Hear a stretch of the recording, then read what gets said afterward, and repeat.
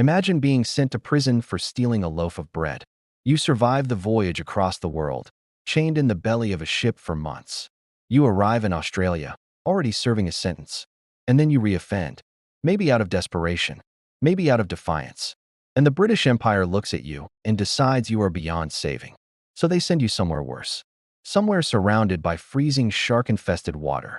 Somewhere they have built a machine designed not to hurt your body, but to destroy your mind. This is Port Arthur, Tasmania. And what happened inside those walls is one of the most disturbing chapters in Australian history. If you are new here, subscribe now. This is a 3-part documentary series on Australia's most notorious prisons, and every part gets darker. Port Arthur did not begin as a place of psychological horror. In 1830, it was a timber station on the remote Tasman Peninsula, hacked from bush by convict hands, producing logs for government projects in Hobart. It was labor. It was punishment. But it was not yet a machine. By 1833, colonial authorities recognized they had a problem. A growing population of repeat offenders, men who had already been transported from Britain and had continued to break the law on Australian soil. They needed somewhere to send them, somewhere inescapable. The Tasman Peninsula was almost perfect. It connected to the Tasmanian mainland only through 2 narrow strips of land, the isthmuses at Eaglehawk Neck and East Bay Neck. Armed soldiers were stationed at Eaglehawk Neck around the clock. Man-traps were laid across the land. Half-starved dogs were chained in a line across the full width of the neck, close enough together that no man could slip between them undetected. On 3 sides lay the Southern Ocean, freezing and unforgiving. Rumors circulated, deliberately spread by guards, that the waters were infested with sharks. Whether the sharks were as numerous as the stories claimed is debatable. What is not debatable is that the terror they inspired worked. Port Arthur was marketed as the inescapable prison, the Alcatraz of its time, decades before Alcatraz existed. At its peak in the mid-1840s, more than 2,000 convicts, soldiers, and free settlers lived on the peninsula. The convicts built roads, ships, shoes, bricks, and ironwork. They ground flour on a treadmill, 36 men at a time, walking endlessly inside a giant wheel, one of the harshest physical punishments on site. They built the church they would be forced to worship in. They built the very prison walls that held them. But then something changed. In 1848, the British Empire began to question its own methods. Flogging men into submission was producing hardened criminals, not reformed ones. A new philosophy had emerged from England, built on the ideas of philosopher Jeremy Bentham. He called it a machine for grinding rogues into honest men. The separate prison at Port Arthur was that machine. Construction began in 1848. The building was completed by 1853, and what it housed was unlike anything the colonial world had seen. Every newly arrived prisoner at Port Arthur was sent to the separate prison first. The idea was that total isolation from the corrupting influence of other criminals, combined with silence, reflection, and religious instruction, would break the cycle of reoffending. In theory, it was humane. In practice, it was a form of psychological torture so severe that the asylum was built directly next door. Every prisoner was stripped of his name and given a number. When guards moved through the building, they wore felt slippers specifically designed to muffle their footsteps, silent ghosts slipping past cell doors. The floors were laid with matting to absorb sound. Prisoners were locked in their cells 23 hours a day. They were forbidden from speaking, at any time, to anyone. When taken out for their single hour of exercise in tiny, high-walled yards, they were made to wear a heavy cloth hood with eye holes, called a beak, that prevented them from recognizing other prisoners. In the chapel, rather than communal pews, there were rows of individual wooden stalls, each one walled in like an upright coffin, so that every man knelt before God entirely alone. This is where the story takes a turn many people do not expect. The British authorities genuinely believed this system was kind. The alternative was the cat o' nine tails, and they were abolishing it. They believed silence and solitude would produce reflection, and reflection would produce reform. What it actually produced was madness. Records show that many prisoners in the separate prison developed serious mental illness from the sustained deprivation of light, sound, and human contact. The asylum next door filled steadily, and some prisoners, facing an indefinite sentence in that soundless darkness, made a calculation so desperate it is difficult to comprehend. They committed murder inside the prison, knowing that the mandatory sentence for murder was death. They chose execution over another day inside the silence. If this series is hitting different for you, subscribe. Part 2 and Part 3 are already coming, and they go even deeper. Outside the separate prison, escape attempts were rare but unforgettable. One prisoner, George Billy Hunt, constructed a disguise out of a kangaroo pelt and attempted to walk out through Eaglehawk Neck on all fours, pretending to be a wild animal. Guards, kept on meager rations and perpetually hungry, spotted what they believed was game and opened fire. Hunt survived the shots, threw off the pelt, and surrendered. He was given 150 lashes. Another convict, Martin Cash, pulled off one of the most audacious escapes in Australian penal history in 1842. He swam across the frigid bay, beating both the soldiers and the sharks, and disappeared into the Tasmanian bush. He was eventually recaptured, but decades later he wrote his autobiography, and it became a bestseller. Transportation of convicts to Van Diemen's Land, as Tasmania was then called, ended in 1853. Without a steady flow of new prisoners, Port Arthur's population dwindled. The men left behind were mostly old, sick, or mentally broken. By the 1870s, critics called it a moral hospital rather than a deterrent. In 1877, the last convict was shipped out and the settlement was abandoned. What happened next reveals something deeply telling about how Australians processed their convict past. The Tasmanian government was so ashamed of Port Arthur that they tried to erase it. The site was renamed Carnarvon. Land was auctioned off. A tennis club was established on the prison grounds. Goose houses opened in what had once been guard quarters. For decades, residents of the new town lived directly on top of the ruins of one of the most brutal penal systems in British history and studiously pretended that history did not exist. Two fires in 1895 and 1897 destroyed many of the timber elements of the buildings. But the sandstone walls stood. They always stood. And the tourists came, first to gawk, then to learn, and eventually to mourn.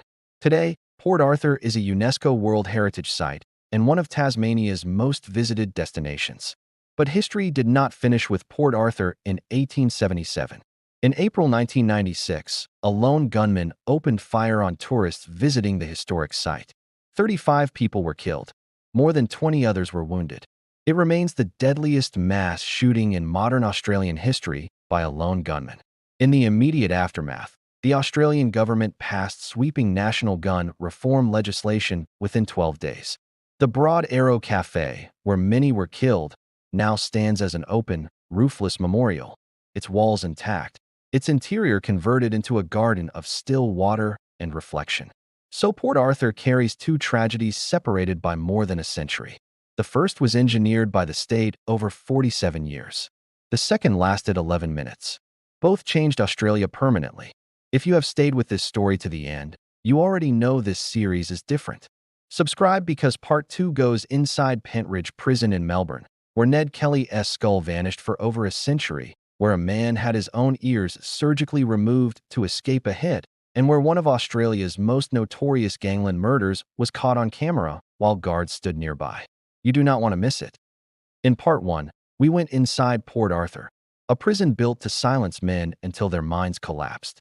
This time, we are going somewhere that did not just silence them. It broke them, buried them, and in one case, kept a man's skull missing for over a century. This is Pentridge Prison, Melbourne. And if you think you already know this story, you don't. If you are new here, subscribe now. Every part of this series reveals something that should not have been forgotten. Pentridge did not begin with bluestone walls and iron gates. It began in December 1850 with 16 convicts marched at gunpoint from Melbourne Jail to a clearing in Coburg, 10 kilometers north of the city. They were handed axes, shovels, and timber logs, and told to build their own prison. No architect, no blueprint, just men in chains, hacking a stockade from raw bush. The fencing was so inadequate that prisoners regularly walked out. Locals complained so bitterly that they eventually campaigned to have the suburb renamed. In 1870, they succeeded. The suburb became Coburg. The prison kept its name and its reputation.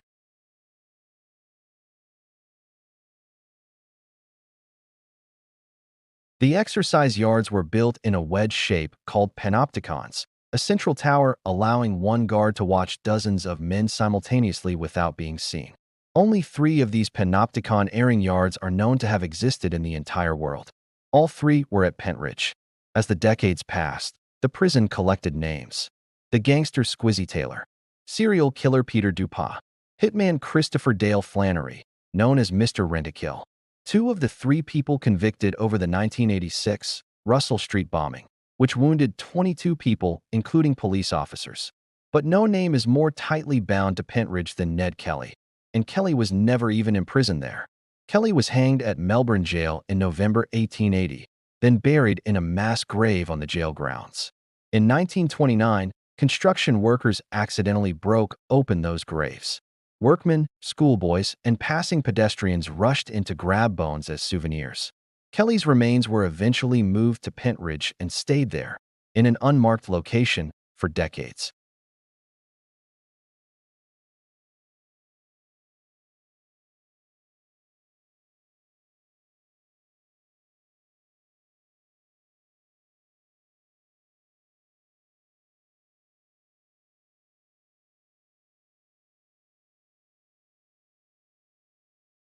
Reed arrived in the late 1970s, already serving 16.5 years for holding a judge hostage at gunpoint to try to free a friend. Inside, he founded the Overcoat Gang.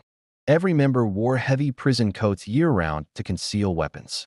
The gray coats had blue patches stitched over the heart, specifically positioned so tower guards could aim a fatal shot more easily during a riot. By 1978, a contract had been placed on Reed's life. He requested a transfer.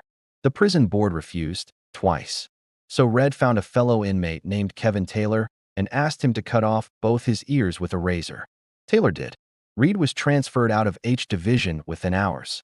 When asked why he did it, he gave 2 answers across his lifetime: that it was the only way to survive, and that he did it to win a bet. He wore the nickname Chopper for the rest of his life. The moment that defines Pentridge most, though, did not come from a prisoner. It came from the state. In 1965, a career criminal named Ronald Ryan escaped from Pentridge. During the breakout, a prison warden was shot dead.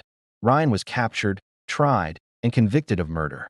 Convention dictated that death sentences be commuted to life imprisonment. No execution had taken place in Victoria since 1951, but Premier Henry Bolt refused. 7 of the 12 jurors who convicted Ryan wrote to Bolt personally, asking for mercy. The Catholic Church opposed the execution.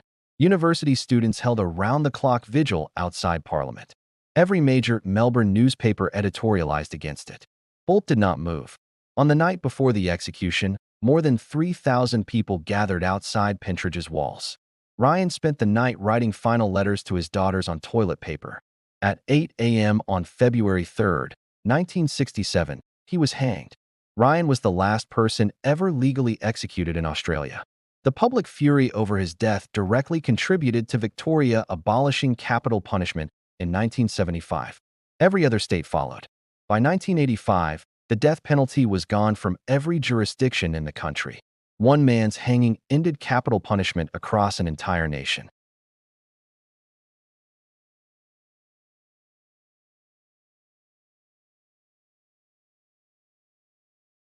It was called the Bluestone College. The big house. The pen. The men inside called it something else. They called it hell. Subscribe now, because part 3 is the final chapter, and it is the only prison in this series that is still open today. Goulburn Supermax. The place where Australia sends the people it fears most, and then tries to forget they exist. You have not heard anything yet. Part 3, Goulburn Supermax. Where Australia puts the people it fears most. We have been to Port Arthur, where the British Empire built a machine to destroy men's minds through silence. We went inside Pentridge, where one man's execution ended capital punishment in an entire country. Now we arrive at the last stop in this series. And unlike the other 2, this one is not history. It is open right now. People are inside it today. And what happens within those walls is more unsettling than anything we have covered in this entire series.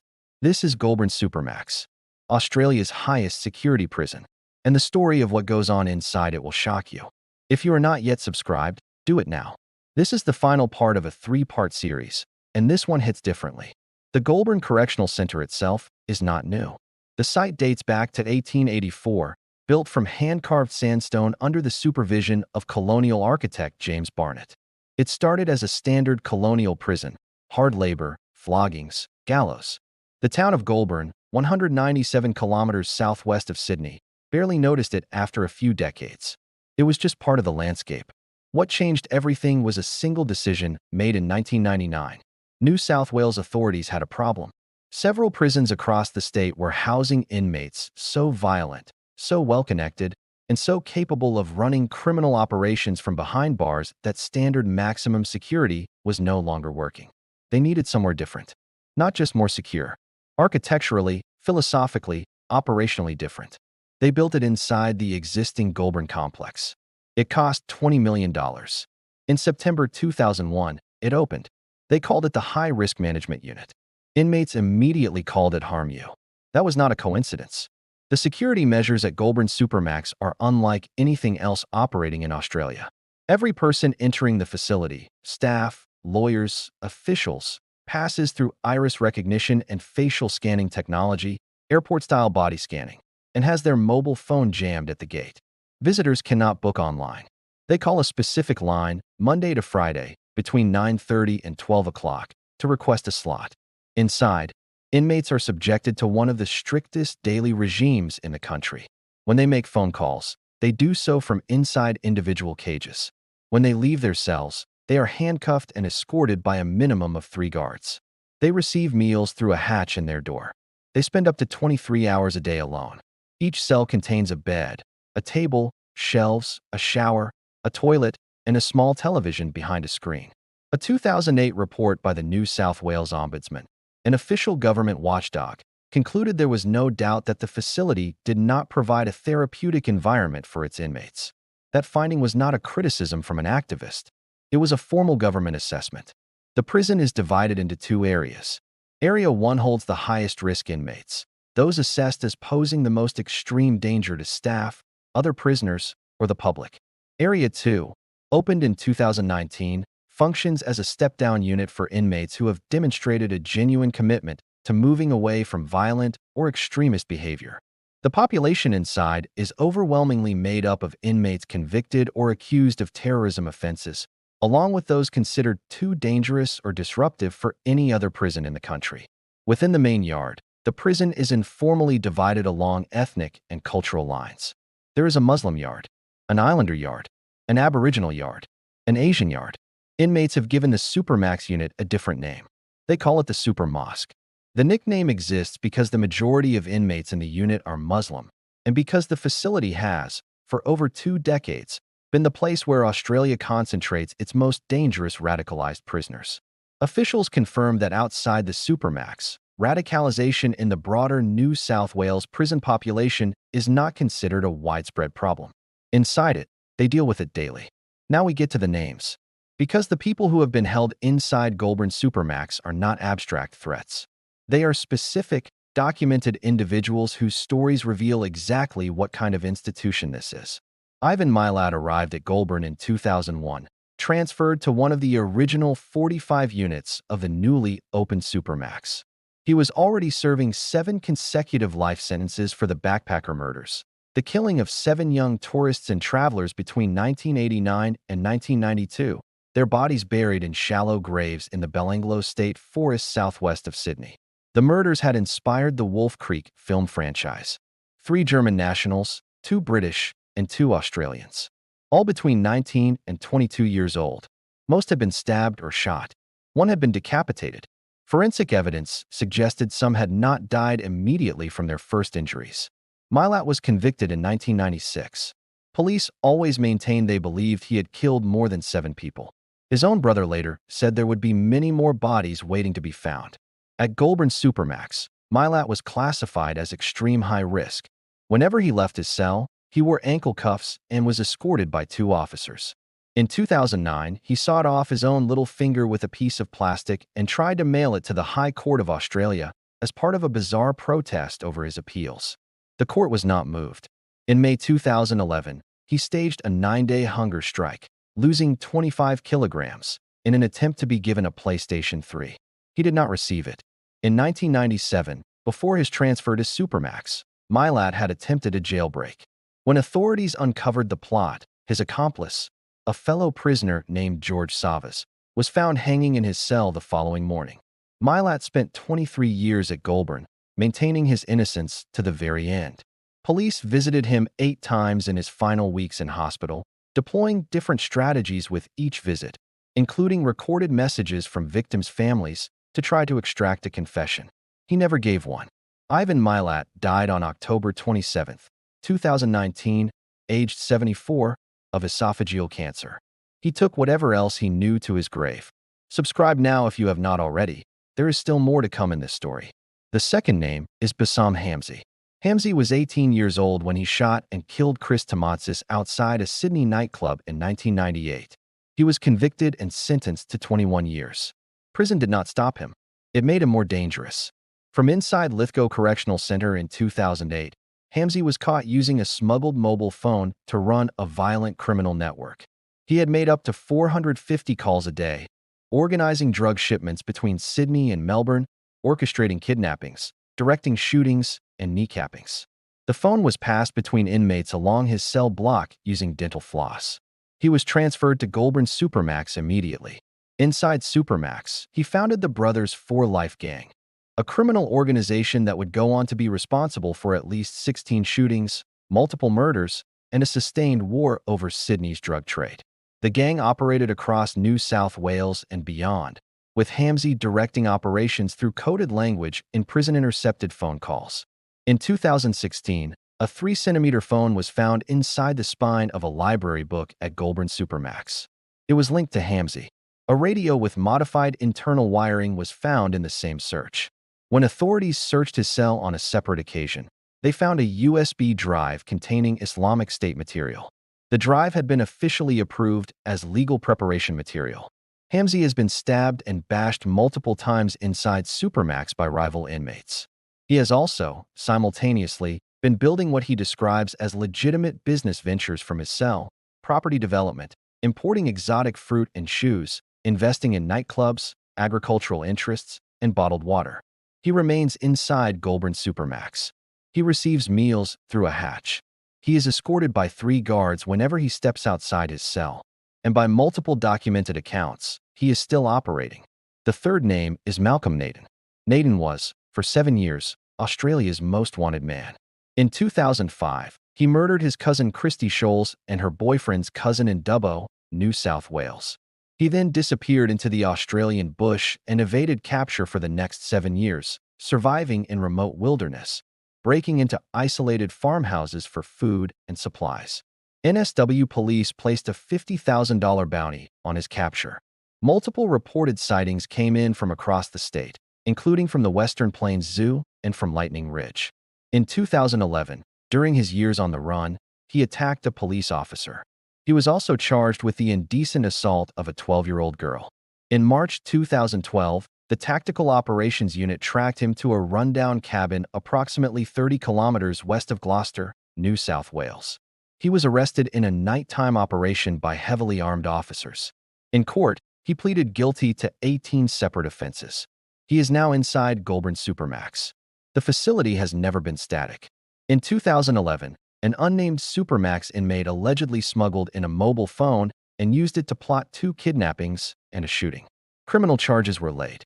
In 2020, security cameras inside the prison captured gang leader Bassam Hamzy and convicted terrorist Talal Al-Ahmedin fighting in the rear exercise yard, an animated conversation about the balance of power inside the prison that escalated into a violent brawl. The footage was made public. In 2023, a court order allowed Hamzy access to a laptop inside his cell to assist with legal preparations. Authorities expressed concern almost immediately about how the device might be used. He got the laptop anyway. The New South Wales Ombudsman's findings from 2008, that Goulburn Supermax does not provide a therapeutic environment for inmates, have never been formally overturned. The conditions inside remain the subject of ongoing legal challenge. Hamzy has personally launched civil cases against corrective services over what he describes as inhumane conditions, over being prohibited from speaking Arabic in prison, and over the state's alleged failure to prevent the assassination of his brother despite authorities reportedly having prior knowledge of the murder plot for over a week. This brings us to the question this entire series has been quietly building toward. Port Arthur was built in 1833 and lasted 44 years. Pentridge was built in 1851 and lasted 146 years. Goulburn Supermax opened in 2001. It is still open. Every generation of Australian authorities has built a prison they believed was the answer. Every generation made the same underlying assumption, that if you isolate dangerous people severely enough, for long enough, the threat they pose will be contained. At Port Arthur, total isolation drove men to choose execution over continued silence. At Pentridge, the most dangerous prisoner in the system had his own ears cut off to escape a unit the prison itself had created. At Goulburn, a man placed under 23-hour isolation, monitored at every movement, fed through a hatch, has founded a national gang, directed hundreds of crimes, and may still be giving orders today. The walls have always been the easy part.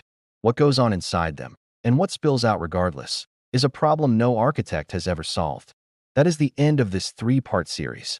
Part 1 covered Port Arthur, the prison that broke men through silence, and ended with a massacre that changed Australian gun law forever.